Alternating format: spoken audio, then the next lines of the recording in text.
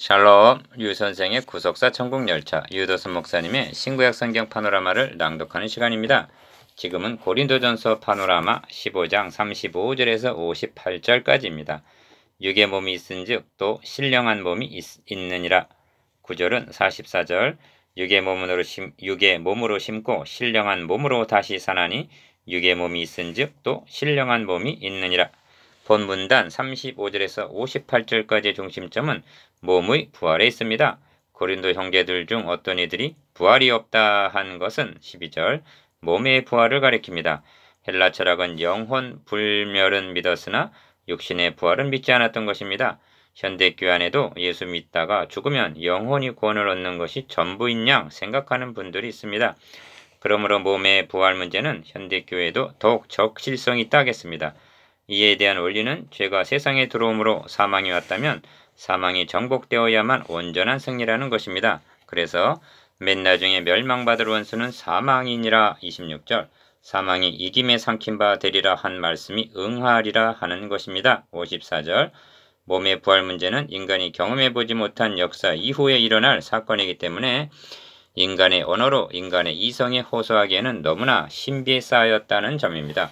하나님께서는 이에 믿을 만한 증거를 주셨는데 그것이 첫 열매가 되신 그리스도의 부활 사건입니다. 그러므로 죽은 자가 어떤 몸으로 오느냐 하는 질문에 대한 답변은 우리의 낮은 몸을 자기 영광의 몸의 형체와 같이 변케 하시리라가 정답이 되는 것입니다. 빌립보서 3장 21절 이를 두 단원으로 나누어 상고하겠습니다. 첫째 단원 35절에서 49절 하늘에 속한 자의 형상을 입게 됨. 둘째 단원 50절에서 58절 마지막 나팔에 변화하리라. 첫째 단원 35절에서 49절 하늘에 속한 자의 형상을 입게 됨. 누가 묻기를 죽은 자들이 어떻게 다시 살며 어떠한 몸으로 오느냐 하리니 35절 1. 바울은 부활에 대한 회의론자들이 제기할 법한 가상의 질문 두 가지를 제기합니다. 첫째는 죽은 자들이 어떻게 다시 사느냐 하는 것이고 둘째는 니은 어떠한 몸으로 다시 사느냐 하는 것입니다. 이 점은 오늘의 성도들 중에서도 많은 부류가 확신하지 못하고 있는 문제이기도 합니다. 바울의 첫 대답은 어리석은 자여 합니다. 36절 상반절 이는 단순한 질책이 아니라 불신앙을 책망하는 말씀입니다. 왜냐하면 성경이 어리석은 자는 그 마음에 이르기를 하나님이 없다 하도다 하고 시편 14편 1절 불신앙을 가리키고 있기 때문입니다. 주님은 부활이 없다 하는 사두개인들의 질문에 너희가 성경도 하나님의 능력도 알지 못하는 고로 오해하였도다 하고 대답하셨습니다. 마태복음 22장 29절 그러므로 어리석은 자여라는 말은 하나님도 모르고 성경도 모른다는 그런 뜻이 함의되어 있는 것입니다. 2. 너의 뿌리는 씨가 죽지 않으면 살아나지 못하겠고 또 너의 뿌리는 것은 장래 형체를 뿌리는 것이 아니라 다만 밀이나 다른 것의 알갱이뿐이로되 하나님이 그 뜻대로 저에게 형체를 주시되 각 종자에게 그 형체를 주시느니라 합니다. 36절에서 38절 바울은 씨를 심어 그것이 이루게 될 형체 즉 채송화 씨를 심어 아름다운 꽃을 피우는 자연계시를 들어서 죽은 자들이 어떤 몸으로 부활하게 될 것인가를 설명합니다. 3. 죽은 자의 부활도 이와 같으니 42절 상반절 기억 썩은 것으로 심고 썩지 아니할 것으로 다시 살며 42절 하반절 니은 욕된 것으로 심고 영광스러운 것으로 다시 살며 디귿 약한 것으로 심고 강한 것으로 다시 살며 43절 리을 육의 몸으로 심고 신령한 몸으로 다시 사나니 육의 몸이 있은즉 또 신령한 몸이 있느니라 합니다. 44절 4. 바울은 이를 설명하기 위해서 기억, 사람, 짐승, 새, 물고기 등을 39절 예로 드는데 이는 형체가 각각 다름을 이해시키기 위해서입니다. 그런 후에 니은, 해, 달, 별 등을 41절 예로 드는데 이는 영광이 각각 다름을 이해시키기 위해서입니다. 그러니까 땅에 사는 동안에는 땅에 속한 형체와 영광을 가지고 살아가지만 죽은 자의 부활은 하늘에 속한 자의 형상과 영광을 가지게 된다는 말씀입니다. 이것이 육의 몸이 있은즉 또 신령한 몸이 있느니라의 뜻입니다. 44절 육의 몸과 신령한 몸 1. 자연계시를 들어서 영계 신비를 설명한 바울은 기록된 바 하고 45절 상반절 성경에 근거하여 입증을 합니다. 기억 첫사람 아담은 산 영이 되었다고 말씀합니다. 바울은 이미 22절에서 아담 안에서 모든 사람이 죽은 것 같이 하고 죽은 영인 양 말씀했습니다. 이는 타락한 것을 가리킴이고 아담이 산 영이 되었다는 말씀은 여호와 하나님이 흙으로 사람을 지으시고 생기를 그 코에 불어넣으시니 사람이 생명이 된지라 한 창세기 2장 7절 말씀을 가리킵니다. 그런데 이와는 대조적으로 니은 마지막 아담은 살려주는 영이 되었나니 합니다. 45절 하반절. 이것이 무슨 뜻인가? 주님은 말씀하십니다. 한 알의 밀이 땅에 떨어져 죽지 아니하면 한 알 그대로 있고 죽으면 많은 열매를 맺느니라. 요한복음 12장 24절. 즉 주님께서 죽으시고 다시 사심을 통해서 살려주는 영이 되셨다는 말씀입니다. 만일 십자가를 담당하시지 않으셨다면 산 영은 되시나 살려주는 영은 되시지 못하셨을 것입니다. 그러나 먼저는 신령한 자가 아니요 육 있는 자요 그 다음에 신령한 자니라 하고 46절 되어진 순찰을 말씀하고는 첫사람은 땅에서 났으니 흙에 속한 자이거나 자이거니와 둘째 사람은 하늘에서 나셨느니라 하고 47절 영광의 차이를 말씀합니다. 이렇게 말씀하는 의도는 우리도 아담이 물려진 땅의 형체를 가지고 살아가고 있으나 장차는 그리스도께서 입혀주실 하늘의 형상을 입게 될 것임을 말씀하기 위해서입니다. 3. 그러므로 49절은 첫째 단원의 결론이 되는 것입니다. 우리가 흙에 속한 자의 형상을 입은 것 같이 또한 하늘에 속한 자의 형상을 입으리라 합니다. 이것이 그리스도 안에서 잠자는 자들이 부활할 때 입고 오게 될 형상입니다. 형제도 깨닫고 확신함에 거하게 되었습니까? 4. 한 가지 부언해야 할 말씀이 남았습니다. 그것은 첫 아담과 마지막 아담 45절, 첫사람과 둘째 사람이라는 표현입니다. 47절. 여기에도 깊은 뜻이 담겨 있습니다. 그리스도를 기억 둘째 사람이라고 부르는 것은 두 번째 대표자라는 뜻입니다. 거듭난 자들은 둘째 사람의 자손들이 된 것입니다. 그렇다면 어찌하여 둘째 아담이라 부르지 않고 니은 마지막 아담이라 부르고 있는가? 이는 무심히한 말씀이 아닙니다. 호칭 하나에도 심사숙고한 영감된 말씀입니다. 첫 아담의 실패로 말미암아 물려받은 모든 부채를 그리스도께서 청산해 버렸다는 뜻에서 마지막 아담이라 부르는 것입니다. 주님은 아담으로부터 물려받은 죄짐을 친히 담당하심으로 마지막 아담 율법의 마침이 되시고 로마서 10장 4절 복음 시대를 열어놓으신 것입니다. 둘째 단은 50절에서 58절 마지막 나팔에 변화하리라. 형제들아 내가 이것을 말하노니 혈과 육은 하나님 나라를 유업으로 받을 수 없고 또한 썩은 것은 썩지 아니한 것을 유업으로 받지 못하느니라. 50절 1. 둘째 단원의 중심점은 그렇다면 언제 하늘에 속한 자의 형상을 입게 되는가를 말씀함에 있습니다. 먼저 기억, 혈과 육, 즉 육신의 몸으로는 하나님의 나라에 참여할 수 없다고 말씀합니다. 그런 후에 니은 보라 내가 너에게 비밀을 말하노니 우리가 다 잠잘 것이 아니요 마지막 나팔에 순식간에 호련히 다 변화하리니 하고 51절 변화 즉 영화될 시기를 말씀합니다. 마지막 나팔이란 주님의 재림을 가리킵니다. 이때 두 가지 양상으로 나타나게 되는데 첫째 양상은 나팔 소리가 나매 죽은 자들이 썩지 아니할 것으로 다시 살고 합니다. 52절 상반절 이 점에서 부언을 해야 할 필요를 느낍니다. 왜냐하면 오늘의 장례문회가 문화가 무덤 속에 잠자던 자 그때 다시 일어나 하던 때와는 달리 화장이 절반을 넘어섰기 때문입니다. 죽음이란 무엇인가? 몸과 영의 분리입니다. 주님은 내 영혼을 아버지 손에 부탁하나이다 하고 누가복음 23장 46절 영원히 떠나시다 합니다. 마태복음 27장 50절 그런데 다시 살아나셨다는 것은 떠났던 영혼이 몸과 결합했음을 의미합니다. 이런 일이 성도들에게도 일어날 것입니다. 주님은 3일 만에 이루어졌으나 하나님에게는 천년이 하루 같은 것입니다. 그리고 죽은 몸이 흙이 되었느냐 죄가 되었느냐 하는 것은 하나님의 능력 앞에서는 아무런 문제가 되지 않는다는 점입니다. 3. 둘째 양상은 주님 재림 때 살아있는 성도들은 어떻게 되는가 하는 점입니다. 우리도 변화하리라 합니다. 52절 하반절 즉 죽었다가 다시 살아나는 것이 아니라 변화산성의 주님처럼 순식간에 호련히 다 변화된다고 말씀합니다. 51절 이것이 다 잠잘 것이 아니요의 뜻입니다. 이 점을 빌립보서에서는 우리의 시민권은 하늘에 있는지라 거기로서 구원하는 자 곧 주 예수 그리스도를 기다리노니 그가 만물을 자기에게 복종케 하실 수 있는 자의 역사로 우리의 낮은 몸을 자기 영광의 몸의 형체와 같이 변케 하시리라 합니다. 빌립보서 3장 20절에서 21절. 4. 이 썩을 것이 불갑을 썩지 아니할 것을 입겠고 이 죽을 것이 죽지 아니함을 입으리로다 합니다. 즉 육의 몸이 신령한 몸으로 44절 변화된다는 말씀입니다. 그런데 여기 사활적으로 중요한 요점이 있습니다. 이런 영화에 참여하게 되는 것은 아무나 되는 것이 아니라 기업 그리스도 안에서 잠자는 자와 18절 니은 그리스도 강림하실 때 그에게 붙은 자로 23절 한정이 되어 있다는 점입니다. 불갑을 죽지 아니함을 입으리로다 합니다. 불가불이란 뜻은 되고 싶다고 되는 것도 아니요 되지 못하도록 방해를 한다 해도 기어코 되고야 만다는 하나님의 주권적인 역사임을 나타내는 표현입니다. 5.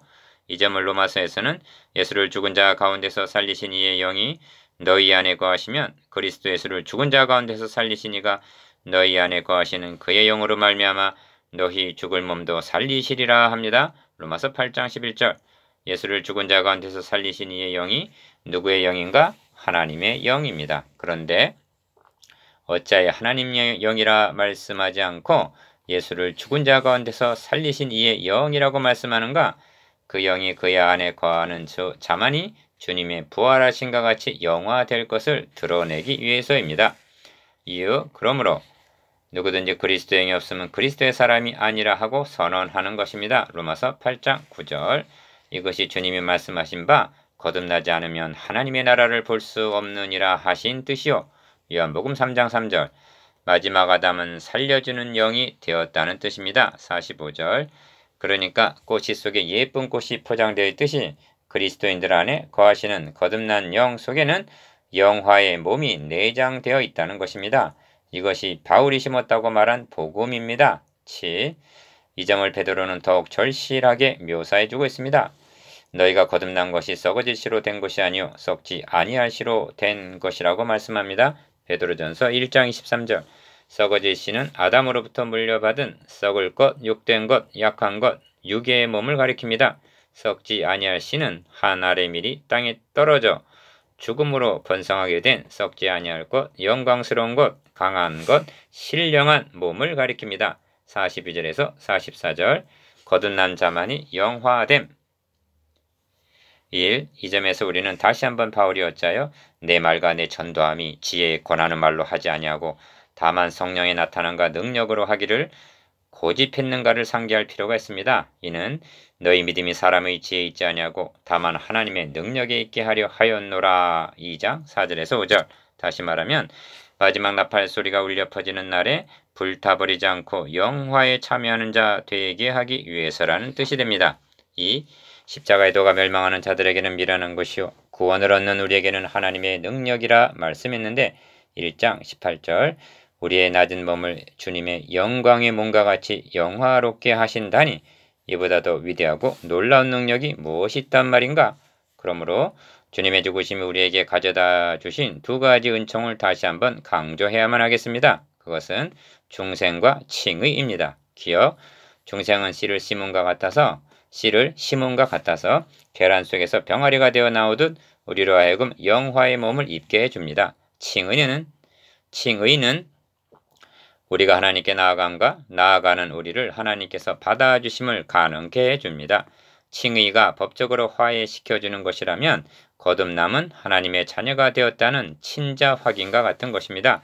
우리에게 거듭남과 의롭담을 주신 하나님의 사랑과 그리스도의 은혜는 얼마나 놀랍고도 위대한 능력인가. 3. 사망이 이김의 삼킨 바 되리라고 기록된 말씀이란 54절 하반절 이사야 25장 8절의 자유로운 인용인데 이김의 삼킨 바라고 묘사하고 있는 것은 즉각적으로 영적 전투가 벌어지고 있음을 시사해 줍니다. 아담이 문을 열어줌으로 침입한 이후로 사망이 왕 노릇하였다고 말씀합니다. 로마서 5장 14절. 모든 사람은 죽기를 무서워하므로 일생에 매여 종 노릇 히브리서 2장 15절 즉 지배를 당하고 있었습니다. 누구도 사망이라는 왕을 대항할 자가 없었던 것입니다. 그런데 더 강한 자가 와서 저를 이길 때에는 저의 믿던 무장을 빼앗고 저의 재물을 나누느니라 합니다. 누가복음 11장 22절. 그리스도께서는 더 강한 자로 오셨습니다. 4. 저도 또한 한 모양으로 혈육에 속하심은 사망으로 말미암아 사망의 세력을 잡은 자 곧 마귀를 없이 하시기 위해서 오셨다는 것입니다. 히브리서 2장 14절. 사탄은 예수 그리스도를 십자가에 못 박아 죽이고는 승리한 줄 알았으나 죽은 자 가운데서 다시 살아 잠자는 자들의 첫 열매가 되심으로 20절. 사망의 철옹성은 무너지고 말았던 것입니다. 구속사에 있어서 최대 격정과 승리는 갈보리 전투임을 확신해야만 합니다. 계시록을 해석할 때 이보다 더한 D-Day가 다가오는 양 말한다면 주님의 죽으심과 다시 사심을 평가절하 하는 것이 되고 맙니다. 그 후로 사탄은 자기의 때가 얼마 못된 줄을 알므로 우는 사자같이 발악을 하고 있는 상태입니다. 계시록 12장 12절, 베드로전서 5장 8절. 사망이 이김의 삼킨 바 되리라 한 54절 말씀이 응할 날이 온다는 것입니다. 26절에서는 이것이 맨 나중에 멸망받을 원수는 사망이니라 하고 마지막으로 응할 말씀이라 합니다. 5.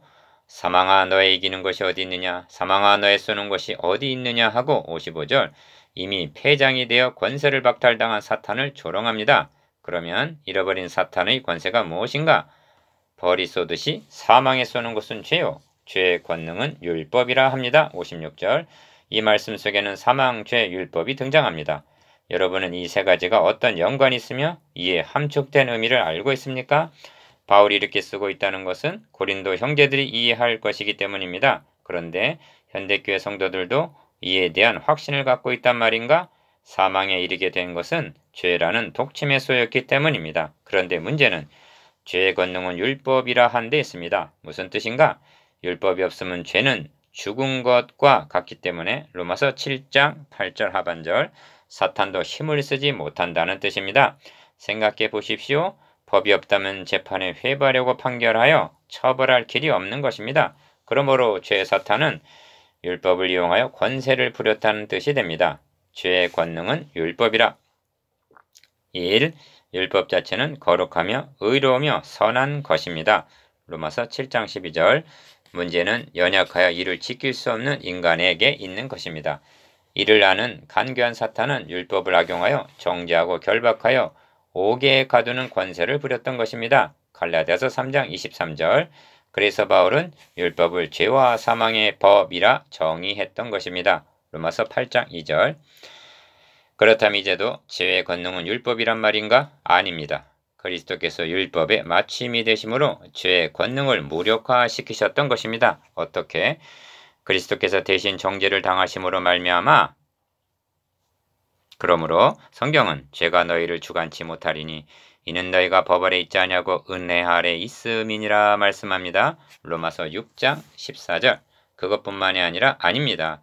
그리스도께서 사망을 정복하시고 죽은 자 가운데서 다시 살아 잠자는 자들의 첫 열매가 되심으로 사망아 너의 이기는 것이 어디 있느냐 하고 55절 호통을 칠 수가 있는 것입니다. 2. 그래서 바울은 우리 주 예수 그리스도로 말미암아 우리에게 이김을 주시는 하나님께 감사하노니 하고 57절 승리의 환희와 감사를 드리고 있는 것입니다.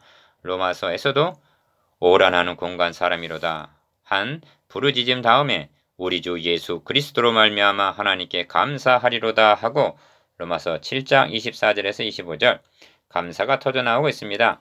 이 감사는 사망의 지배로부터 해방된 감사요. 이김을 주신 승리의 감사입니다. 3. 그러므로 자력으로는 구원 얻을 길이 없습니다.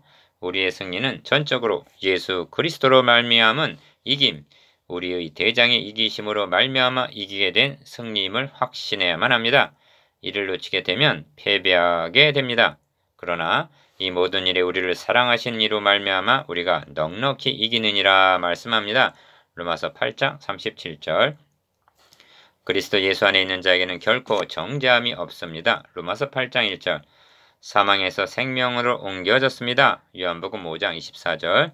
이 썩을 것이 불갑을 썩지 아니할 것을 입겠고 이 죽을 것이 죽지 아니함을 입게 될 것입니다. 53절. 이를 확신하는 자라면 우리 주 예수 그리스도로 말미암아 우리에게 이김을 주시는 하나님께 감사하노니 하고 찬양을 드리게 될 것입니다. 4. 한 가지 부원해야 할 말씀이 있습니다. 그렇다면 이런 의문이 제기될 수가 있습니다. 하나님은 사탄에게 악용당할 것을 모르시고 율법을 주셨단 말인가? 아닙니다. 성경은 오직 죄가 죄로 드러나게 하기 위하여 죄로 심히 죄되게 하게 하려 함이니라 말씀합니다. 로마서 7장 13절에서 14절. 무슨 뜻인가? 법이 없으면 죄가 죽은 것 같이 죄를 모르면 복음이 필요 없는 것이 되고 만다는 말씀입니다. 그러므로 율법을 통해서 정죄를 당하고 결박되어 옥에 갇혀서는 오라 나는 공고한 사람이로다. 이 사망의 몸에서 누가 나를 건져내랴 하는 로마서 7장 24절의 부르짖음을 통해서 수고하고 무거운 짐진 자들아 다 내게로 오라 하시는 구주 예수 그리스도를 만나게 하시기 위해서 율법을 주셨다는 말씀입니다. 그러므로 내 사랑하는 형제들아 합니다. 58절 상반절 36절에서는 어리석은 자여 했습니다. 이제는 고린도 형제들이 말씀을 통하여 부활 신앙에 확고하게 서게 되었다는 신뢰를 나타내는 것이 내 사랑하는 형제들아 하는 호칭입니다. 기억, 경고하며 니은 흔들리지 말며 디귿 항상 주의 일에 더욱 힘쓰는 자들이 되라. 리을 이는 너희 수고가 주 안에서 헛되지 않은 줄을 알면이라 합니다. 58절 저들의 믿음도 헛되지 않습니다. 14절 17절 소망도 헛되지 않습니다. 다시 말하면 그들의 수고가 공력을 시험하는 그 날에 결코 불에 타 없어지지 않을 것이라는 말씀입니다. 내 사랑하는 형제 여러분의 공력도 말입니다. 이제 묵상해 보십시다. 기억 구원계획은 사망이 이김에 삼킨 바 되어야 완성됨을 확신하게 되었는지 니은 우리의 낮은 몸이 주님의 부활하신 몸과 같이 영화될 것을 확신하게 되었는지 디귿 그런데 현대교회는 땅의 것만을 생각하고 골로새서 3장 2절 있는 것은 아닌지 리을 주의 일에 더욱 힘써야 하겠다는 결단이 있게 되었는지